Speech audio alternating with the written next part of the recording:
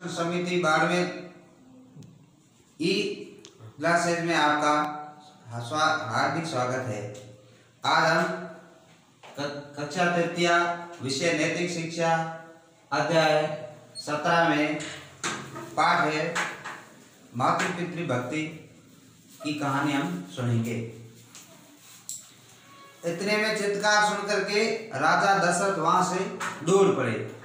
जैसे ही तीर लगा श्रवण कुमार को और वो चीखने चिल्लाने लगे और इसकी चित्कार सुनकर के राजा दशरथ वहां से दौड़ पड़े और वे शीघ्र वहां गए। राजा दशरथ शीघ्र वहां श्रवण कुमार के पास गए। देखा तो खून से पूरा भरा हुआ लत पर तीर लगा हुआ था और इतना दर्द हो रहा था कि वो दर्द से कराह रहे थे। उन्होंने तुरंत उनके शरीर से तीर को निकाला और वे बड़े दुखी हुए। ओहो, मैंने आज ये क्या कर डाला। ऐसा मृत्यु से संघर्ष करते हुए श्रवण कुमार को एक ही चिंता थी।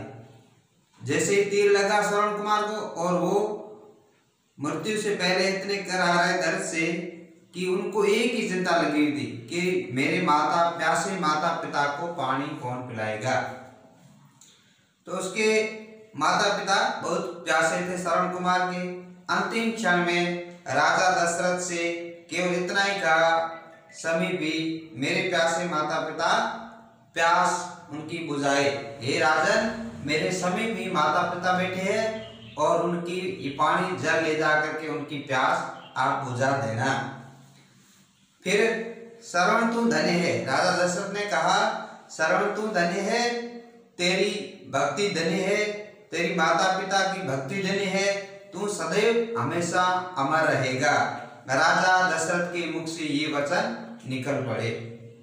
इन शब्दों को सुनते ही श्रवण के माता पिता के प्राण पंखेरु उड़ चुके थे। राजा जल का पात्र लेकर के ये सब सुनते ही राजा श्रवण कुमार के प्राण पंखेरु उड़ चले और फिर बाद राजा दशरथ जो है जल का और लोटा लेकर के और वहां श्रवण कुमार के माता पिता के पास जाकर के पहुंचे। राजा का जल पात्र लेकर के उसके माता पिता के पास पहुंचे और उसके पानी पीने को कहा। तो राजा ने पूछा, तुम कौन हो? तुम कौन हो? श्रवण कहाँ है? राजा दशरथ की आवाज सुन करके जब उनके माता पिता बोल पड़े, तुम कौन हो और श्रवण कुमार कहाँ है? दुखी दशरथ ने सारी अपनी घटना जो सुनाई उनके श्रवण के माता पिता को।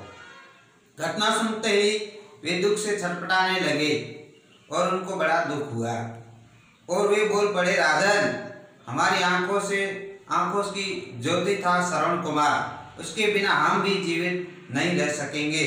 हम तुम्हें आज ही श्राप देते हैं इसी क्षण कि तुम हमारी पुत्र के शोक से प्राण त्याग दे रहे। हम इसी प्रकार तुम भी अपने पुत्र वियोग से आप भी प्राण त्याग दोगे। इतना कह करके वे वियोग में डूब करके और श्रवण कुमार के माता पिता के प्राण उड़ गए।